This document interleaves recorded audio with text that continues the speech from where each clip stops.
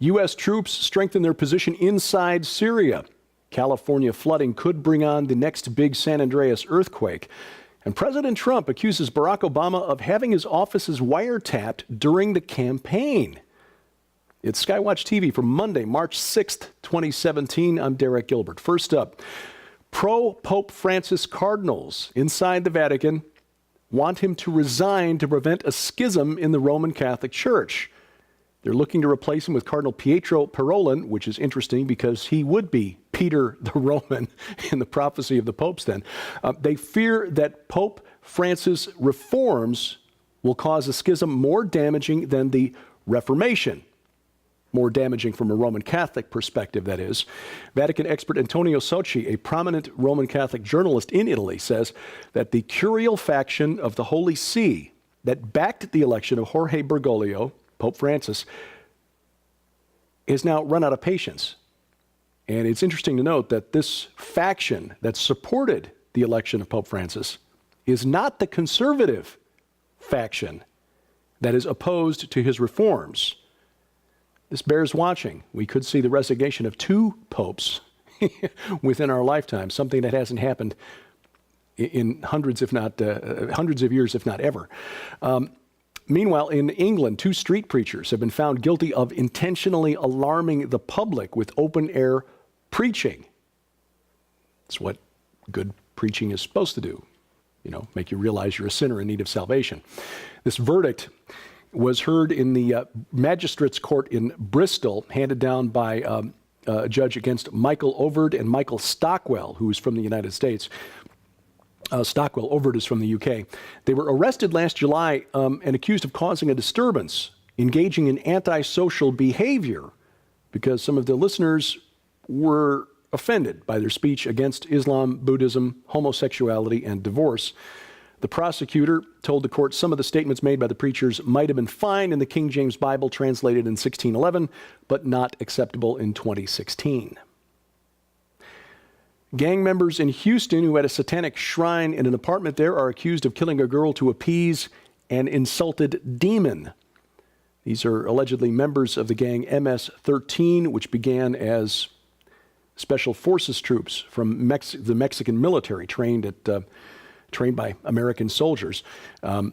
These gang members shot the girl in the head and chest as a soul sacrifice to a demonic force they called the Beast. 22-year-old Miguel Angel Alvarez Flores, known as Diabolico, and 18-year-old Diego Alexin Hernandez Rivera laughed as charges were read against them in court last week.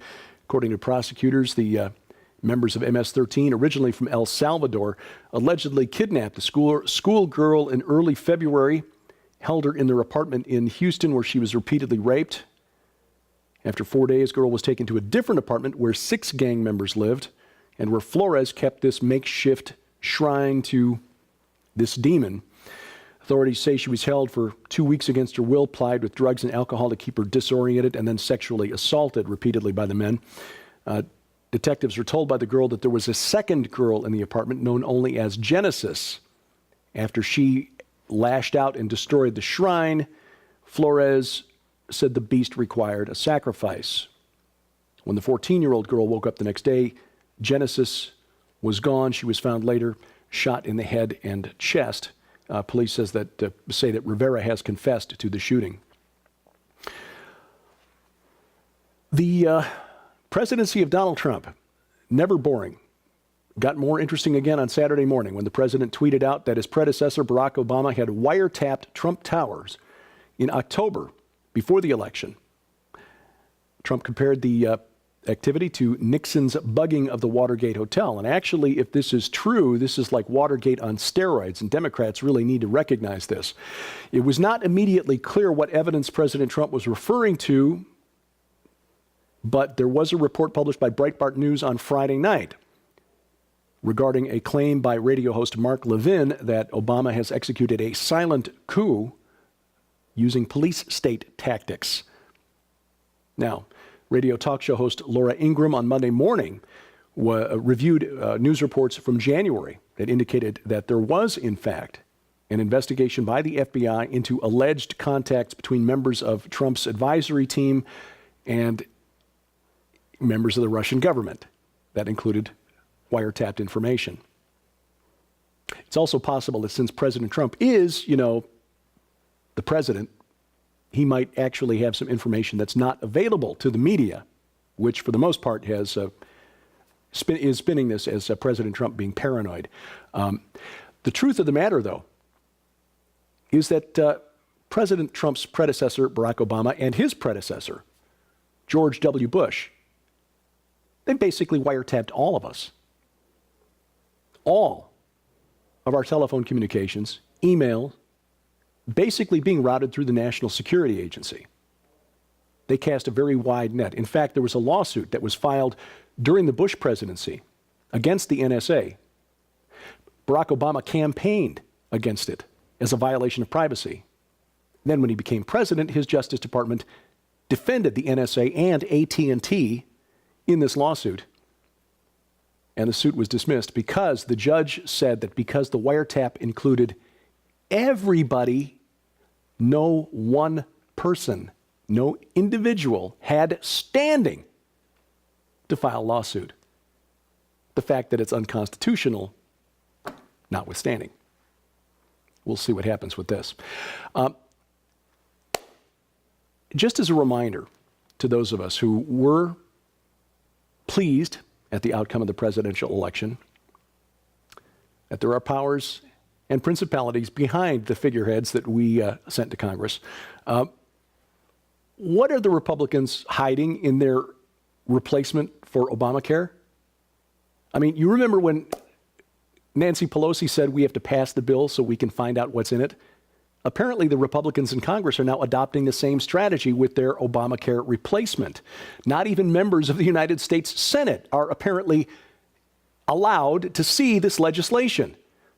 Kentucky Senator Rand Paul, who wants to just overthrow the whole thing, and I agree with him on that point, has made repeated attempts to view the legislation that he is calling Obamacare Light, and he has so far been unable to get his hands on a copy of the bill. He even went so far as to wheel a copy machine to where this bill is supposedly being kept, but he was denied access. So, just a reminder that we shouldn't put our trust in government because there is only one ruler who we can absolutely trust to keep his word. And thank God that you and me as Christians are members of a theocracy. I'm talking about God in case you didn't, you knew what I meant. In Syria, where the United States was not supposed to have any boots on the ground, American soldiers are strengthening positions around the Syrian town of Manbij, that's northern Syria, east of Aleppo. Concerns are growing with the deployment of U.S. soldiers there that fighting could break out between the various militias on the ground and Syrian and Turkish armed forces. And of course, American troops are kind of in there as a buffer. Doesn't mean they won't get shot at, but they're there to try to keep all these squabbling factions apart. Photographs of U.S. troops in Stryker vehicles and armored Humvees flying the American flag popped up on social media over the weekend.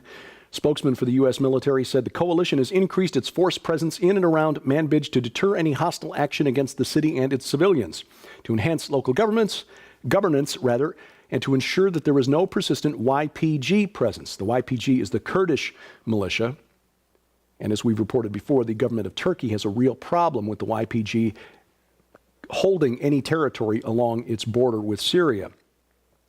This is a combustible mix. All it will take is a single spark to touch this off and embroil American troops in a Syrian civil war. I asked this during the Obama presidency. I ask it again now. What possible benefit to the American people comes from this particular foreign policy adventure? Speaking of Syria, Russian Special Operations Forces and the Russian Aerospace Forces, Air Force, have played a key role in liberating Palmyra from the Islamic State for a second time now. This was payback because Russian special forces were in Palmyra and got caught off guard by ISIS in December, forced out of the city. So they've retaken the city, and the Kremlin now say that they will move further east toward the besieged city of Deir ez-Zor. Coming up, Protecting hacking tools used by the National Security Agency apparently more important than sending a prominent child pornographer to jail. Straight ahead on SkyWatch TV. You've been fighting in a war against an enemy you've been told doesn't even exist. SkyWatch TV wants to change that to prepare you for the battles ahead. Beginning March 7th, exclusively from SkyWatch TV, the Cosmic War Collection finally arrives. Featuring 3 groundbreaking books, a 5-hour DVD, and a 7-hour audio series showing you how real the supernatural War of Kingdoms actually is. Reversing Hermon by acclaimed Bible and ancient language scholar Dr. Michael S. Heiser, and The Great Inception by SkyWatch TV's Derek P. Gilbert. You'll learn how Christ's full mission has been misunderstood for 2,000 years. Not only did he come to shed his blood to redeem mankind, Jesus was on a mission to reverse the sin of the angelic watchers who descended on Mount Hermon. You'll also discover how Bible stories you've known since childhood were literal battles in the spirit realm between God and the gods who rebelled. When you order the Cosmic War Collection from SkyWatch TV, you'll receive Reversing Hermon by Dr. Michael S. Heiser, The Great Inception by Derek P. Gilbert, a new, exclusive, never-before-offered deluxe hardcover collector's edition of the Book of Enoch. The Real Clash of the Titans DVD, a special, never-before-released video compilation with 5 hours of teaching on the long war between God and the gods. And The Unseen Adversary, a brand new audio series on MP3 disc with 7 hours of Derek P. Gilbert interviewing Dr. Michael Heiser on the Watchers, UFOs, and the Great Cosmic Rebellion of Satanic Forces. A value of more than $100, yours for just $29.95. The Cosmic War Collection, available beginning March 7th only from SkyWatch TV. Know your enemy. Order the Cosmic War Collection beginning March 7th by calling 844-750-4985 or log on to skywatchtvstore.com. A suspect in a child porn case is going to walk because the government says it's more important to keep its investigative techniques secret than to send this guy to jail. Rather than share the classified techniques investigators used to locate a child porn suspect, federal prosecutors in Washington state have dropped all charges against a man accused of accessing Playpen, which is a notorious website that serves up child porn. The case is one of about 200 cases nationwide that are raising questions about appropriate limits on the government's ability to hack criminal suspects. Federal prosecutor in this case in Washington wrote Friday, the government must now choose between disclosure of classified information and dismissal of an indictment. Disclosure is not currently an option. And so the suspect is going to walk. All charges dropped. The Department of Justice currently prosecuting more than 135 people nationwide whom they believe accessed this illegal website. But to find these people, federal authorities seized Playpen and operated the child porn site for 13 days before they shut it down. During that period, the FBI used an exploit of something called Tor. Tor is a process by which users of the internet can obscure their IP addresses so that investigators can't find out where you are. The IP address of your computer when you're online basically identifies it and where it is. By anonymizing it with something like Tor, you can hide your identity from people who you don't want to know what you're doing. But by operating the site and using what investigators call an exploit, what others, IT experts call malware, they were able to identify these computers and begin the prosecution. But defense attorneys in the discovery phase want to know the source code that was used to identify their clients. Last year, a U.S. District Court ordered the government to turn over the source code in this particular case in Washington state. Since that order last spring, the government classified the code, and so now the the discovery for the defense attorneys in these other 135 cases, they're out of luck. In this one case, in order to avoid disclosing the tool used and disclosing the method prosecutors used to find these people, they're just dropping the charges. Speaking of tech and IT, we have to ask now, based on interesting information you can see by this handy little chart here, whether major newspapers like the New York Times and Washington Post are buying clicks from China, where it's known that people will be paid to just sit and click on certain websites in order to change statistics, viewing statistics for advertisers. The reason we ask, and you look at the traffic, this is for the New York Times, the spike there began in December, this past December. Traffic from China for New York Times readership has gone from almost nothing to half of all online readers in the last 2 months.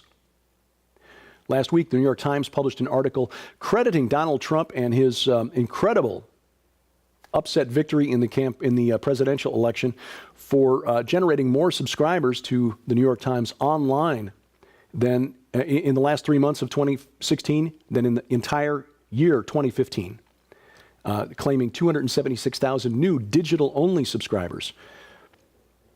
Yeah, the Times is doing so well that it's actually vacating 8 floors of its headquarters building in New York so they can rent it out and generate some income.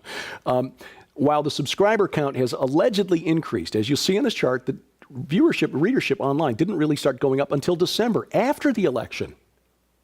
So Trump couldn't have been responsible. And here's the other bit of information that's interesting. Looking at traffic by country, viewership from China went from 5% of all site traffic through most of the year to 49% in 2 months. Now, bear in mind that the New York Times website and the Apple App Store apps for the New York Times have been banned in China. But the New York Times owner is Mexican billionaire Carlos Slim, who is not happy with President Trump's immigration policy. And the Chinese government is not happy with President Trump's new policy of, let's say, abandoning the one China policy that the U.S. government has sort of had unofficially for years by being friendly towards Taiwan, which China considers part of its, just a rebel province.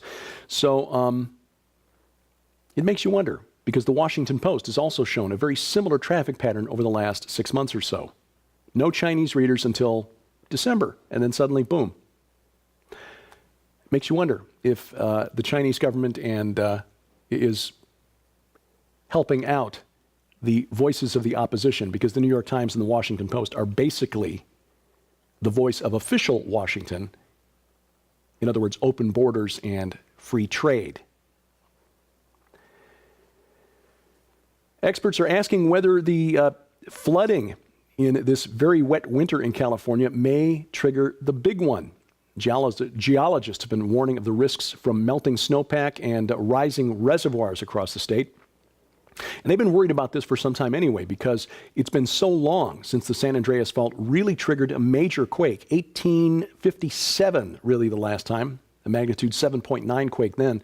And since then, the tectonic plates that meet along the San Andreas Fault, that's the red line, move at about 2 inches a year, which means that since that last big quake, the two plates have moved about 26 feet relative to one another, adding additional stresses on those two plates that will only be relieved when the big one finally hits.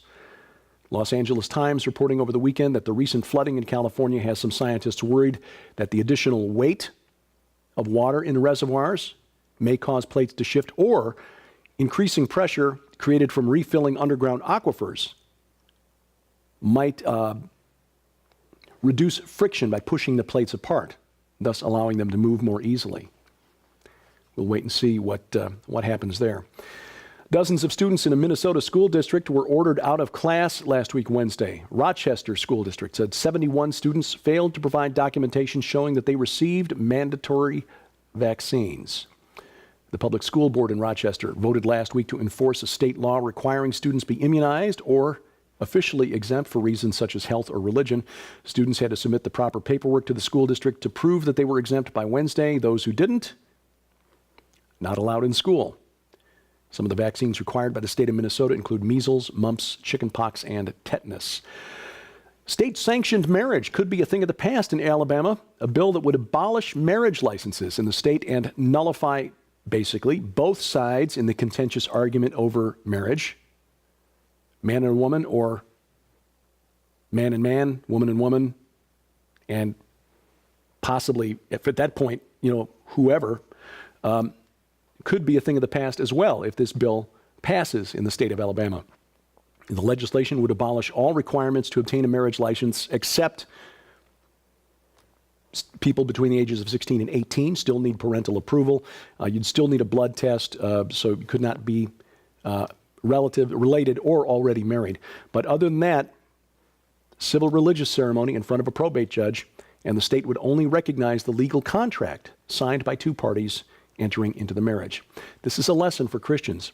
If we want the government to sanction Christian morality by putting state sanction on a marriage contract, under the U.S. Constitution, we have to be aware that the other side will turn that around. And unless the government starts making decisions about what is and what is not an official religion, best course of action may be just to get the government out of things like marriage altogether. Back to Syria for a minute. Or actually Iraq. This is an interesting discovery, unintentional discovery, but interesting and nonetheless. The palace of the Assyrian king Sennacherib was discovered beneath the tomb of the prophet Jonah, or at least what was believed to be Jonah's final resting place in the city of Mosul. And it happened because the Islamic State tried to blow it up. According to tradition, this was the burial site of Jonah in Mosul. It was destroyed by ISIS in July of 2014 after they took the city. Iraqi forces liberated Mosul just a few weeks ago. Archaeologists went in and found that not only had ISIS dynamited the tomb of Jonah, but they had tunneled underneath the tomb and emptied out valuable artifacts to sell on the black market. However, in so doing, ISIS tunnelers inadvertently revealed a 2,300-year-old palace belonging to Sennacherib, who was described in the Bible, mentioned in the Bible, for his campaign against the southern kingdom of Judah during the reign of King Hezekiah. During the reign of Sennacherib, Nineveh, where of course Jonah preached and the city repented, was one of the wealthiest cities in the world. Sennacherib ruled between 705 and 681 BC. Later, the palace expanded by his son Esarhaddon, who ruled until 669 BC. The palace destroyed when Nineveh was sacked in 612 BC. And finally, in Russia, the government there may ban Disney's live-action film Beauty and the Beast because of the inclusion of a gay character in the plot. This is a remake of the cartoon version that you may remember. Back in 2013, the Russian Duma passed a law that prohibits gay propaganda aimed at children. Vitaly Milanov, a lawmaker with the ruling United Russia Party, has asked the culture minister to view the movie before its release there later this month. And if the film has elements of homosexual propaganda, he wants it banned. The remake features Disney's first openly gay character, LeFou, who is described by the film's director as somebody who one day wants to be Gaston, the villain, and on another day wants to kiss Gaston. Not your father's Disney. And finally, you may be aware of news that broke over the internet over the weekend, and that is the passing of our friend and colleague, Chris Putnam. Chris was a member of the team here for a time last year, passed away Wednesday evening at the age of 51. We really don't know much about the details. In fact, Tom Horn published a short piece at SkyWatchTV.com Sunday morning. And if you've read that piece, then you know everything that we know about his passing. We'll have more to say as we remember Chris Putnam on SkyWatch TV later in the week. But he will be missed, and our prayers are with Shelley and with the Putnam family. You can find us online at SkyWatchTV.com. You'll find my website, interviews that I conduct outside of SkyWatch TV online at DerekPGilbert.com. And we thank you for watching as we keep watch. I'm Derek Gilbert, and this is SkyWatch TV.